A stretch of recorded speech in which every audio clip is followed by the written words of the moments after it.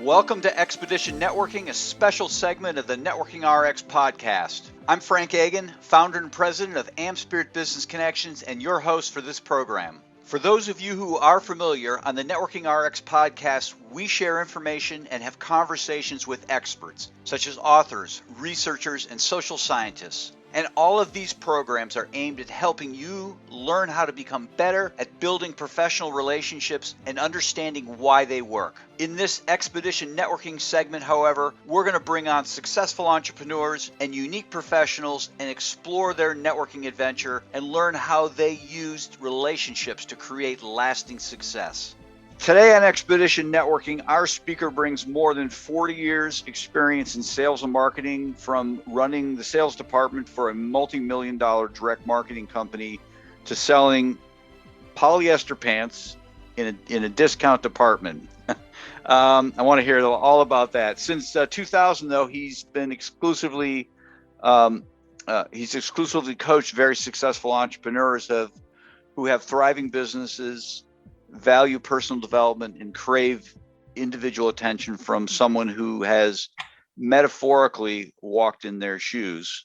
So please today welcome me in inviting Jim Shulman in. Jim, how we doing? Doing beautiful, Frank. Thank you so much for the invitation. Glad to be here. So how'd you get to polyester pants, and then how did you get to coaching into the coaching space, if you will? Well, that's quite an interesting journey. The polyester pants part is called, I had this craved desire to keep food in my stomach and gasoline in my car.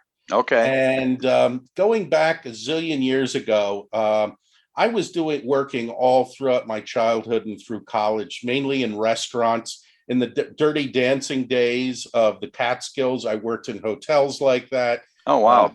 With stories I could not share to a mixed audience. So everything that you heard is not only true, but beyond true.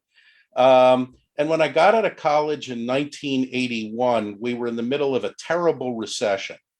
And finding a job was a pretty good thing. So anybody who had a job where I could do something, sell something, I would take it. I sold China to college women over the telephone. And this was before Do Not Call, and I did call and sold a lot of China.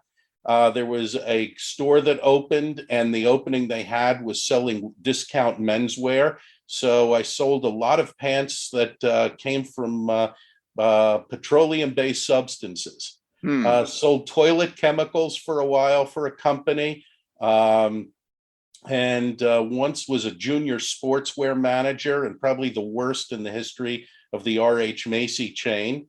Wound up with a company doing some temporary work, and they sold auto restoration equipment. And that temporary job wound up running 13 years. Wow. So, I mean, you literally have wore a lot of different shoes. Quite a few. I love variety, and everything poses an interesting challenge.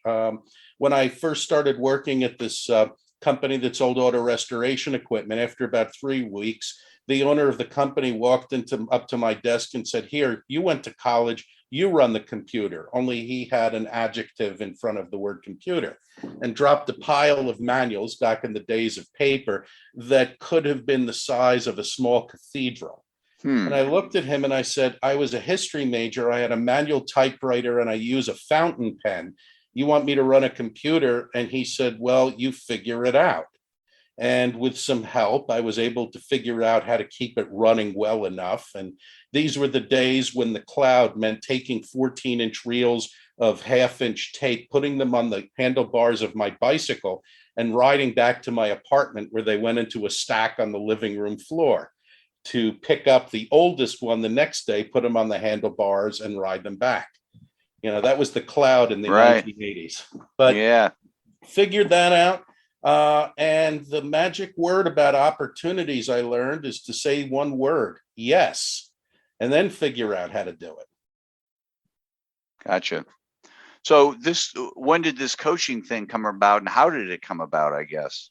Well, it came about because I started my own enterprise in 1996, and I was selling marketing services, things that I was very good at doing, such as creating catalogs, creating websites. I had a company called Web Revival for a while, where I hired somebody to call on businesses that had GeoCities websites, something most people don't remember. You typed in information and it like threw it up on a screen and looked about as pretty. And that person would say, do you want to stop embarrassing yourself? I'll sell you 5 static pages for $10,000. And in 96 and 97, you could get that money for it. You did pretty well with it, selling some PR and so forth. And what I found were that companies were covering over underlying problems. For instance, they had a terrible sales department, so they thought they needed better marketing. And they got much better marketing so they could sell poorly, but with better marketing. Or they had a product line that was no longer relevant, or their market had changed, or fill in the blanks. But I felt that I was making good money, but producing virtually worthless things. And what really drove it home, Frank, was when I was standing in the hallway of a major insurance company the Christmas week of 1999. And an admin was pushing a dumpster down a hallway, yelling out, "Bring out your marketing materials," because their compliance department changed the 6 semicolons so they could keep their job. And people were running out of their offices, flinging these shrink wrap packages of marketing materials into a dumpster. And I took a look at that and I said, I'm never going to make dumpster food again for the rest of my life. I want to work with the poor people who have to earn a living selling things, when most of the world thinks that them selling things is producing these brochures that go into a garbage can. Right. And starting January 1st, 2000, I began my coaching practice, working exclusively with business owners who had to sell for a living. So, I mean, you left college, you got into this retail world, you were kind of kicked around this retail world in one form or another. 19, 20 years later, you've kind of made this shift. I guess at some point you made this shift to relationships, because I don't consider retail necessarily as relationships. I mean, you do have relationships. They're tiny little relationships, right? I'm coming in, I need to be fitted with a pair of pants or a pair of shoes. And that's the extent of the relationship, but it's not an ongoing relationship. But then you got into more of an ongoing relationship type business, right? It's just kind of curious as to how that, I guess, when you really got a sense as to how relationships, that they mattered. Well, it's interesting you mention that, because one of the issues that happens when somebody goes from being an employee to going independent is they immediately discover the value of relationships. Because whatever relationships they had or didn't have when they were working at a company, now that they're out and they have to earn a living some other way, it's who do I know where I can find out information on where to get a job, how I can build my business, and so forth.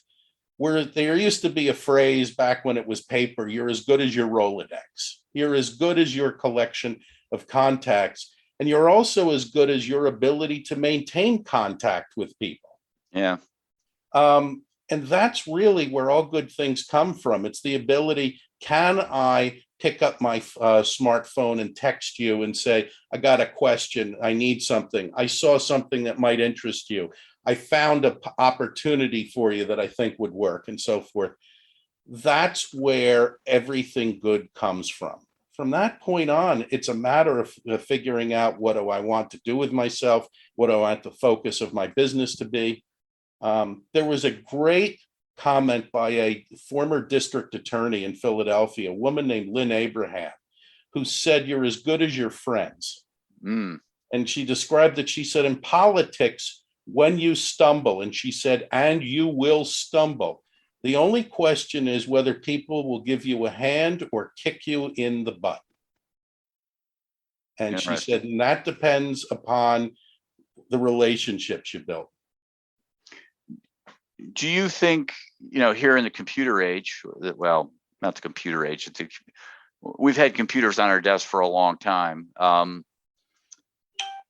guess with the information superhighway and email, do you think I think it's easier to keep in touch with people, but people still have an issue with it. And I know that's not a question. I guess, why do people struggle with that so much? Why do people struggle with keeping in touch with people or Yeah. building relationships? Well, you talked about building relationships, but then, kind of keeping people on your radar, you keeping yourself on their radar. It just seems like people struggle. And I don't know if because it's so easy to do it. Well, it takes some discipline, because as you build your network of friends, contacts, and so forth, you need to stay in touch. In other words, this is a little bit like getting booster shots. I might have gotten my rubella shot in 1982, but my doctor will tell me, well, you might have gotten it, but you're going to need a booster. And relationships are the same way. In other words, it's not I just met somebody. For instance, we've all known people, when you go to their LinkedIn and they have 3,000 people they've linked to, you can almost bet that of those 3,000 people, 2,900 of them are people who they might never have spoken to more than once, or might never have seen at all. And they had the courtesy of, I'll link to you and you link to me. Well, what's a LinkedIn link worth? Not much. Does it make you feel better? Does it make you feel like you put a gold star on the refrigerator? The question is, what am I doing with that person? Did I send them a note? Did I follow up with them? One technique that I use with colleagues is, when I get in touch with somebody and we talk, I call it the daisy chain. I book the next time that we're going to talk at the end of that meeting. So it becomes an unbroken chain of meetings. And, we figure out a decent interval. It might be 2 months, it might be 6 months, whatever it is. But as long as you keep the chain going, which is a simple way of looking at it, you'll regularly be in touch with folks. I do it with former clients of mine. And as somebody who is a consultant and works with many people, I have vastly more former clients than I have current ones. But the former clients and I have wonderful relationships. Do you routinely do that? You get people set up and this daisy chain? As often as possible. And I will set it up if there's a person where I have really connected with that person and we feel that we want to continue the relationship, as opposed to something pleasant like, well, it's wonderful to know that you make widgets and it's great to know that you service, people who make ocelot cleaning equipment. And boy, let's stay in touch. As opposed to, there might be something really going on mentally between the two of you about you building your business or me mine, and that we feel that there's some reason to really remain in communication. Then the daisy chain makes great sense. So you literally every week have a list of people that you're following up with, or maybe not periodically, there's people waiting. Okay, Steve's up. It's been 2 months or whatever the interval is. Mm-hmm. I have a list right now of about 20 people for this week who are going to get contacts. And I also try to determine how people like to be contacted. Some are phone folks. Some don't even think of doing anything other than a text message. Some want a message within LinkedIn. It's a little bit like, when you have people over for a dinner party and you ask, what are your food preferences? Are you allergic to certain things? Right. And so forth. Same thing is true with communication. Some love Zoom. I happen to love it. Some can't stand Zoom. Some like it under certain circumstances. So it's in a CRM system that almost becomes its other column, like what type of communication. How do you determine frequency? Do you have guidelines that you go with? And I guess, do they change, or how would you determine how often? Depends on the individual, depends on the relationship. Sometimes I'll ask the other person, I'd love to keep in touch with you. This conversation was terrific. When do you think it would be a good time for us to reconnect? Okay. Okay. And then we'll reconnect. For instance, in this meeting today, Frank, or when we spoke earlier, which led to this podcast, Yep. you specifically gave me the option of when would you like to meet within when you had availability. Right. And also, what sort of things would you like to talk about? What interests you? And then you sent a reminder. Now, that reminder was automated, almost obviously, but Sure. on the Yeah. other hand, it was still a reminder. Yeah. Um, I had a conversation with my dentist recently, and she told about this, and she told me that it takes a minimum of 3 reminders for her to have a sufficient number of people show up for their dental appointments, including a card warning you the month before, a text message saying that your appointment is coming up in a few days, and depending on the person, a follow-up text or a phone call the day before. And she found that when she put those 3 things in that sequence, she was able to have a significantly larger number of people who followed through on their dental appointment. Right. You wouldn't think it's necessary. You would think, oh, I'll make the appointment now in 6 months, put it in my calendar, and I'll show up. But people are people. Yeah. No, I mean, I have a system as well. My system, I don't want to say mirrors yours, but it's similar in nature. And it's interesting talking to other people who have systems and how they work them, because quite frankly, there are people out there that don't have systems. It's kind of like, what do you got for me? And if there's nothing there, then it's like they're not immediately buying. They're done. And I look at relationships as really in a binary way. Are you a speculator or an investor? And the speculator is the person who wants to sell you the deal on storm doors, or the person who's the multi-level vitamin salesman at the networking event and wants to tell you about passive income by making your coat glossier or whatever they do.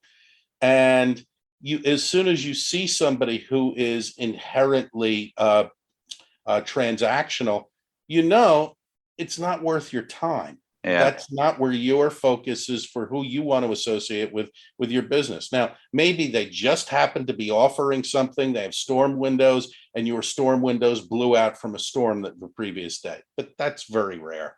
Yeah.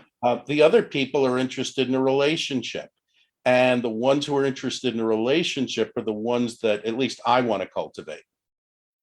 No, I totally agree. I think I think your notion or my notion of, periodic follow-up with people, and sometimes that becomes challenging as to, okay, what's the topic? What are we talking about? Because you don't always want to make it business. And that's why I always try to find some personal things about people. I've got a great contact down in Waco, Texas, who's a big Alabama football fan. So it makes it real easy as the football season's coming, starting mid-July through January, there's always something to kind of go back and forth on, and so you have a little lull there when college football's not necessarily relevant, although recruiting and whatnot.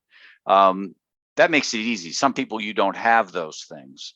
But again, there are people out there that don't do that sort of follow-up, and their notion of, okay, we're going to have a phone call is all about business. Hey, are you, how big's my order going to be? And the problem I see with that is that you're constantly on the hunt for people, because people aren't always going to be in a buying mode. Well, they're not going to be in a buying mode. And what people also have a really good sense of when they're being played. So if you're talking to somebody and you can tell almost immediately that this is a transactional relationship as opposed to an investment relationship, you want to get off that call or you want to get off that video as quickly as possible. And as a result of that, it really behooves people to think about really an easy way that I recommend people look at this. After my call with Frank, what could I write down that I learned about him and learned about his business? And if you can fill that out, it was a successful call. Right.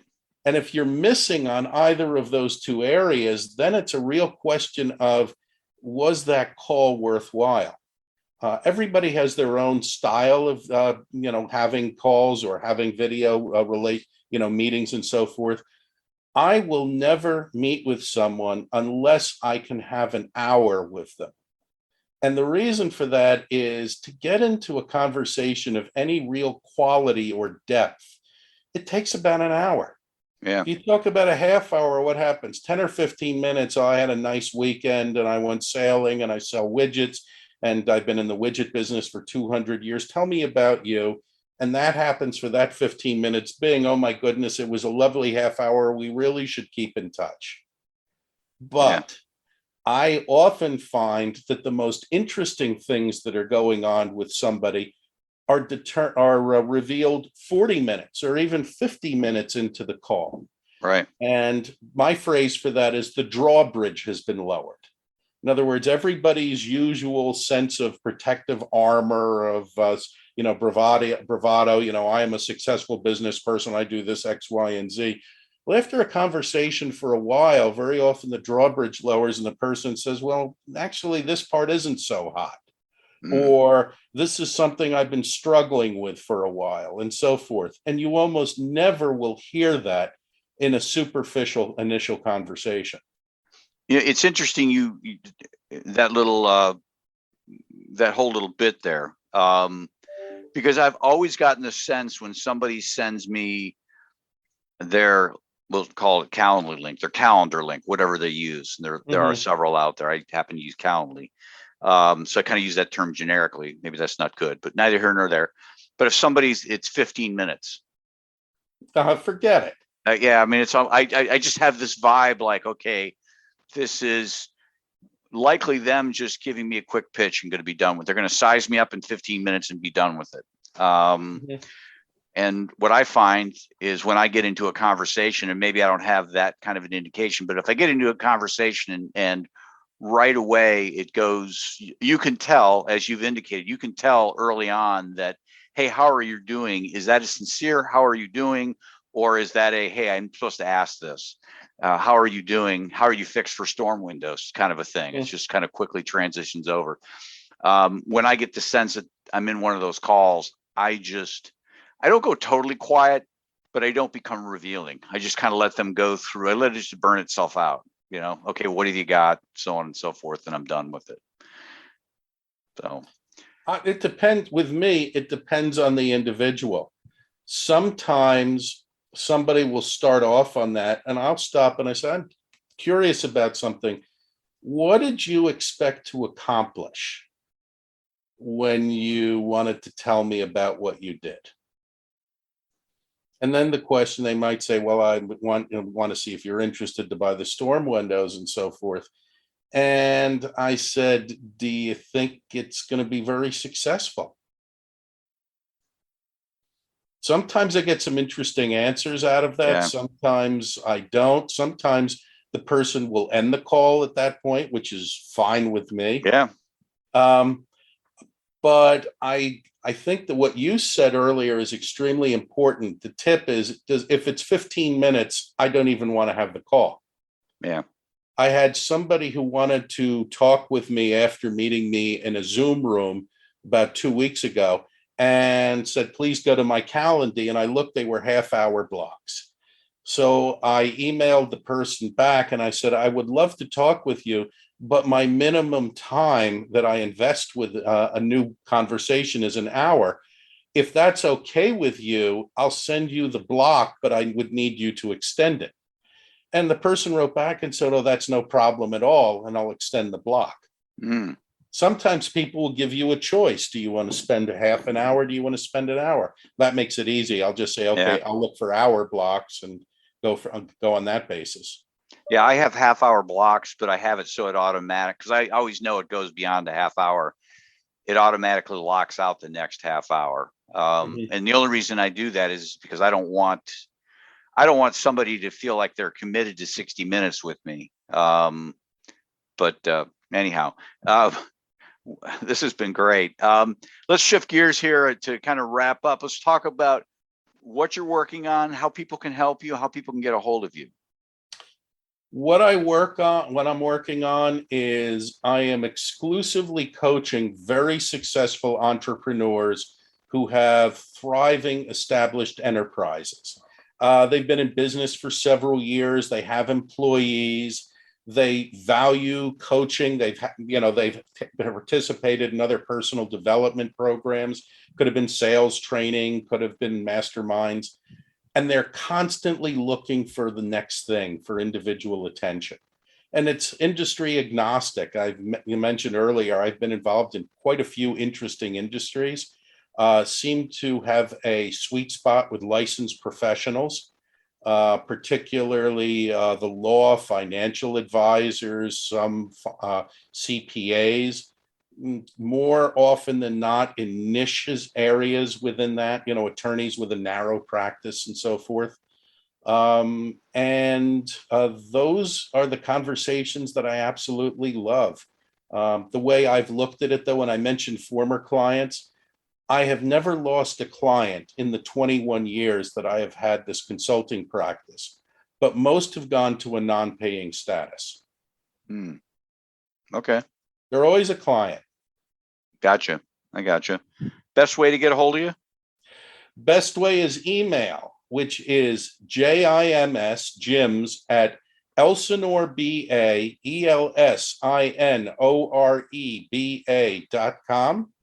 Website is www.elsinore.com, and look forward to meeting anybody who is interesting and doing interesting things, or as I put it, are the lights still on? If the lights are still on, I'd love to talk to you. Can people get contact with you through your website? Absolutely. Okay, I'll put that website in the show notes so people can find that. And most people are driving; they're not writing this down, so we'll make that simple for them. I really appreciate your time today. This has been great. And I thank you for the opportunity to talk. This has been a delight. Thanks for joining us on the Networking RX podcast. Please put what you've learned into action today and let us know if you have questions, comments, or ideas for future topics. You can email them to us at podcast@amspirit.com. That's AMSPIRIT.com. Finally, so you never miss an episode, be sure to subscribe to the Networking RX podcast through iTunes, Overcast, or however you receive your podcasts. Now get out and network with someone. The Networking RX podcast is the copyright production of AmSpirit Business Connection. All rights reserved.